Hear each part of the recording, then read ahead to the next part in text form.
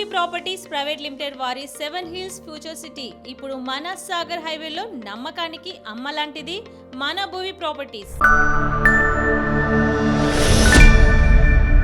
సూర్యంజాల్ ప్రాంతంలో కొత్తగా అయినటువంటి డివిజన్ ఇబ్రాహీంపట్నం అసెంబ్లీ కాన్స్టిట్యున్సీలో బస్వరాజ్ సురేష్ ఒక ఐటీ ఎంప్లాయీ, వారితో పాటు 200 మంది ఐటీ ఎంప్లాయీస్ కూడా భారతీయ జనతా పార్టీలో చేయడం జరిగింది.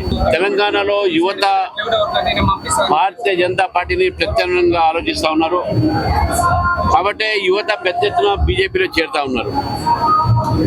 విద్యావంతులు, చదువుకున్న వారు, యువత, మహిళలు ఈరోజు భారతీయ జనతా పార్టీ పనితీరుని దాదాపు 12 సంవత్సరాల నుంచి ప్రధానమంత్రి నరేంద్ర మోదీ గారిని చూస్తూ ఉన్నారు. కేవలం దేశం కోసం నిరంతరంగా పనిచేసినటువంటి వ్యక్తి, అవినీతి రహితమైన పరిపాలన అందించినటువంటి వ్యక్తి నరేంద్ర మోదీ గారు, భారతీయ జనతా పార్టీ ప్రభుత్వాలు. కాబట్టి ఈరోజు ప్రజలందరూ కూడా, యువత అంతా కూడా, జన్జీ అంతా కూడా బీజేపీ చూస్తూ ఉన్నారు. కాంగ్రెస్ పార్టీ, బీఆర్ఎస్ పార్టీ మన రాష్ట్రాన్ని ఏ విధంగా దోచుకుంటున్న విషయాన్ని చూశారు. లక్షలాది కోట్లాది ప్రాజెక్టులతో కమిషన్లు తీసుకున్న తర్వాత రాజకీయ దురహంకారంతో బీఆర్ఎస్ ని ప్రజలు పక్కకు పెడితే, ఓడిస్తే కాంగ్రెస్ పార్టీ కూడా అదే దారిలో నడుస్తూ ఉంది.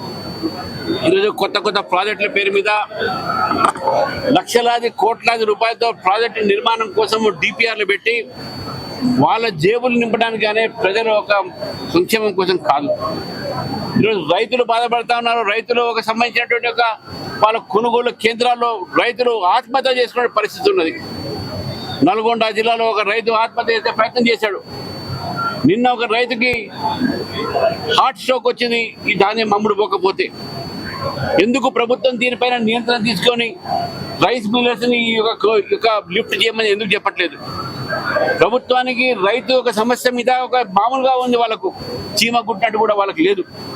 కాబట్టి భారతీయ జనతా పార్టీ 16వ తారీఖు రేపు ఏదైతే సోమవారం నుంచి మా ఎమ్మెల్యేలు, మా ఎమ్మెల్సీ అందరం కూడా మేము రైతు ఎక్కడెక్కడైతే ఈ యొక్క కొనుగోలు కేంద్రాలు ఉన్నాయి మేము అక్కడికి పోతున్నాం. మా మహేష్ రెడ్డి గారి ఫ్లోర్ లీడరు, అదేవిధంగా ఎంపీలందరూ కూడా వారి నేతృత్వంలో మీ అందరం ముందుకు పోయి ఆ ఒక కేంద్రాలను చూసే పరిస్థితి ఉన్నది. ఈరోజు కాంగ్రెస్ పార్టీ, బీఆర్ఎస్ పార్టీ ఇద్దరు కూడా కలిసి బీజేపీని పెరగకుండా చేసే ప్రయత్నంలో వారు ఉన్నారు.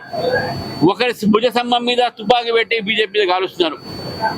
కాంగ్రెస్ భుజస్తంభం మీద పెట్టి మా మీద కాలుస్తున్నారు.